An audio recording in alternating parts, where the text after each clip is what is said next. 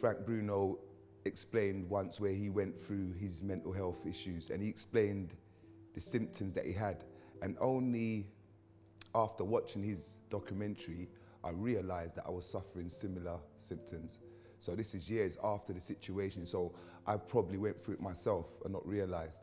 And doing the work that I do, a lot of the times you see children act in a certain way, and it makes you wonder, like, is that mental health issues? You don't have to be particularly involved or interested in this topic.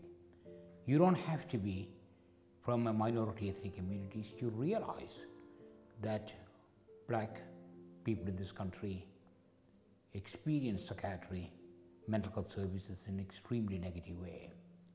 For me personally, I didn't know that I had a mental health problem. I had absolutely no clue.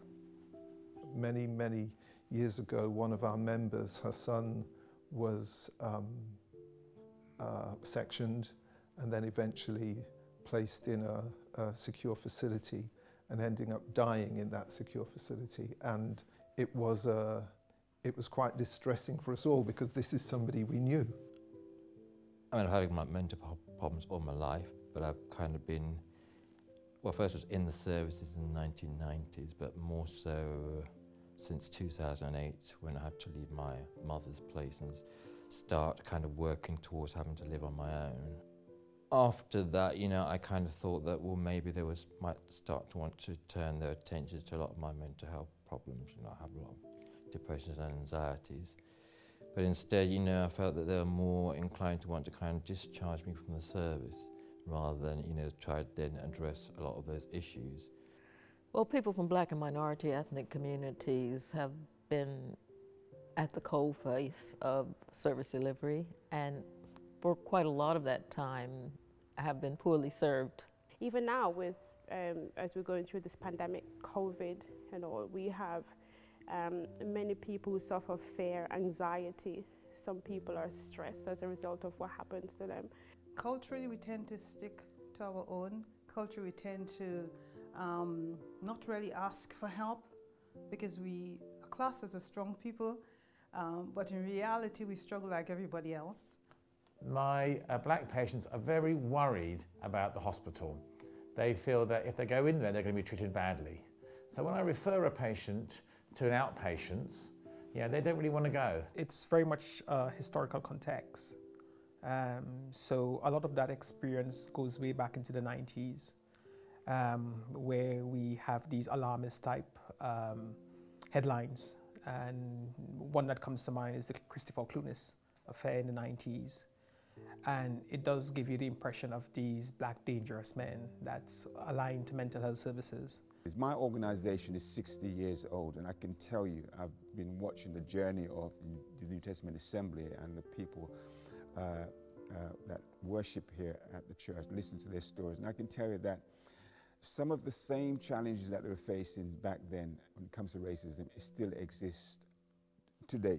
And it's not just about the clients and the number of black or ethnic minority groups that actually access the service.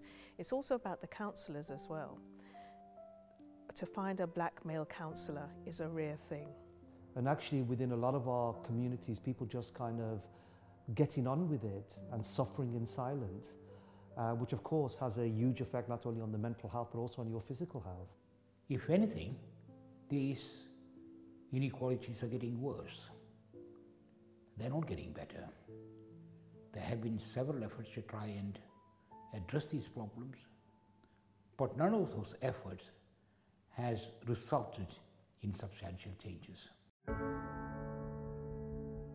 I think that the key is in the name for EMIHIP, Ethnicity and Mental Health Improvement Project. That says it all. So that speaks to understanding communities, that speaks to delivery, that speaks to making use of the data. This project is truly a collaboration between our communities, community agencies, and the NHS provider and commissioners. I think that's a new approach. That's an area of concern. That's been an area of concern for many of us over the years. EMIHIP is addressing that. the good thing is that it helps to bring together the community, faith, everybody working together to attack this problem. Often in the past, it would be me as a GP, a mental health manager, a mental health professional, you know, a consultant or a nurse, design the service for what we think is good for other people. That wasn't good enough. And also getting rid of those barriers that would prevent them from actually accessing the services and the preconceived ideas or negative experiences they might have had. Another aspect is very much about cultural competencies. Do I have the knowledge and the skill to address and to begin to engage in a therapeutic way with that particular population? And more so looking at the outcomes. Because I think it's not just engagement, it's about looking at the outcomes. It's not an arm's length, you know, come to us for help. It's a, we love you, you know. We are one of you and you're one of us. Well, I've been championing this new approach for a long time. For me, it's about conversation and it's about engaging. It's about having outreach. So I think mental health services need to go to the community. That's the fundamental difference. Shifting power, resources out of institutions and enabling communities to be at the center of change. For communities themselves to be the agents of change for themselves, for their families, for their communities, for their neighborhoods. Now we're getting service users, families, community champions, the bishop from this church coming together with us to design the services, so that, and they are much more likely to know what will work. So we are commissioning through our local community partners services that are grounded in our local community that will provide a form of supportive intervention that emphasizes the need for rehabilitation and social inclusion for this group of people. We are hoping that this will mark the beginning of change in this area. What the hub does is not a replication or an imitation of what community mental health centers or mental health teams do. What we are proposing is an entirely different arrangement. I think there's a lot of distrust between the population and the old traditional mental health services, so there's a lot of distrust. So how we begin to reinvent that, how we begin to turn that on its head, and part of that, the first point will be just offering a safe space where people could be dropped in. To create a space and create a service or an option around which people from our local communities can discuss their difficulties and seek help. For me, the hubs are a real key to developing this work, because it is about bringing the clinicians, bringing the users, bringing the families, bringing the providers, bringing the policy people, the strategists together. Even though they're mental health and well-being hubs, within each hub we'll also have a number of other services provided. For example, we're working very closely with our partners at Citizens Advice, Wandsworth. So it might be a housing problem, there might be red letters coming through the door, there might be bills to pay. We know that debt and mental health has a very close link and relationship. A lot of people find the opportunity to speak to a stranger can be really helpful, because if they tell a close family friend or the family member will worry about them, and they don't want them to, they just want to be able to say, look, you know what, this is how I'm thinking, or this is how I'm feeling.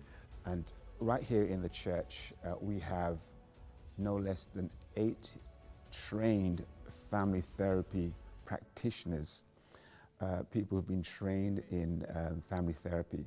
And they will be a part of the counselling programs that we run here. What we've also got to make sure is that the services offered here are good and safe, and they're as clinically excellent as if they went to the hospital. We're not trying to develop a second-class service in a community. We're trying to develop a first-class service.